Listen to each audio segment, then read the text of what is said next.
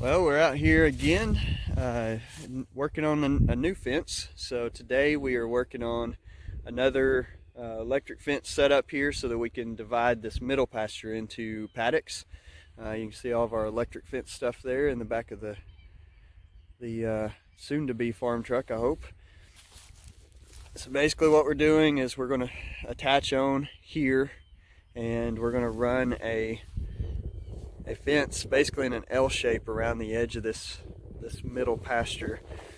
This is a pretty sizable pasture, so we're hoping to get a lot of paddocks out of it and give ourselves plenty of time to rest on the other paddocks.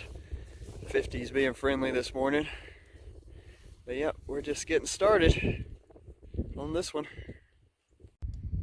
So the first step in building a electric fence, at least in my book, is to set up your anchor posts, and so that's what we've done.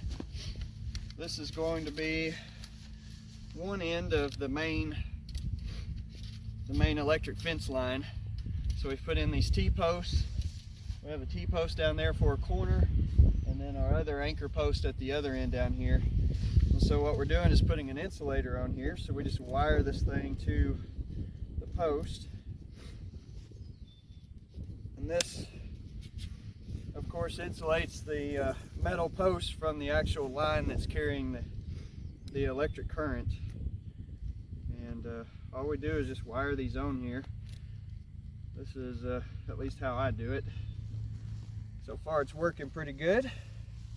So we're gonna keep doing it. And so we'll keep doing this on down this line. We've got to go all the way to the end. We're putting in a couple of gates right here. So we'll kind of talk about that here as we put in these gates. And once we get all this done, then we just run the main line, be the next step. All right, just like that.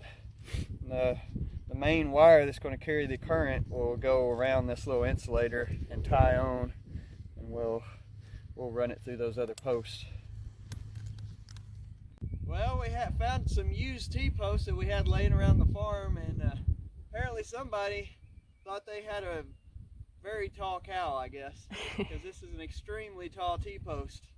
So we're going to try to drive in here.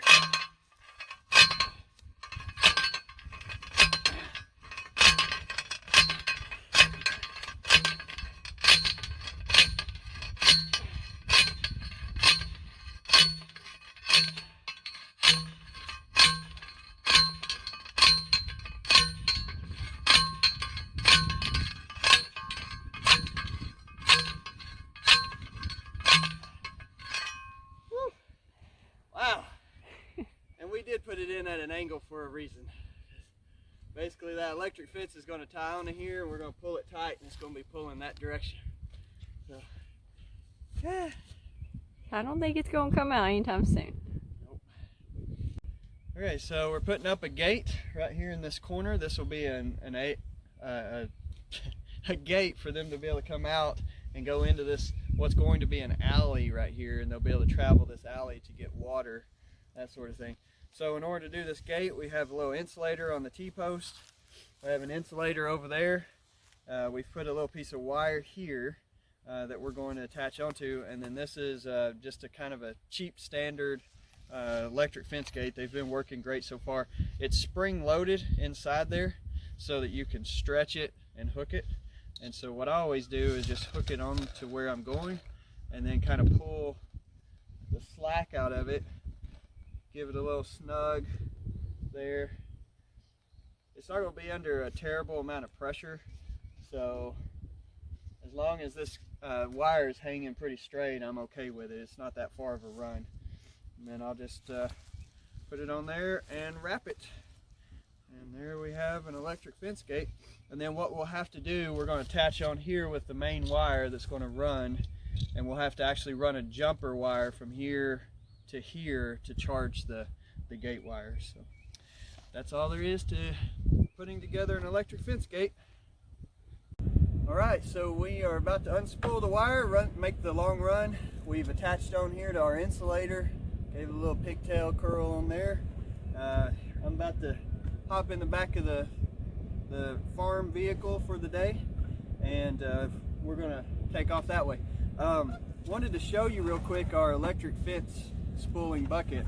So basically what we have is we have the this is actually a grounding rod for the electric fence, where we had some pieces left over, and so we've cut that off, put some blocks in there, and then just banded that down with this spool in the middle. This has been working really well to be able to unspool this stuff. It was quite a pain to try to, you know, hold that, 2 people on each side and everything, to try to unspool. So here we go.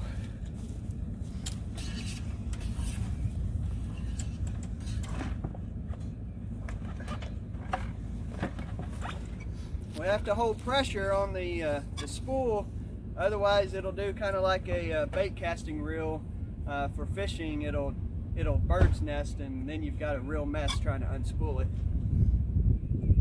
Ready when you are, I think.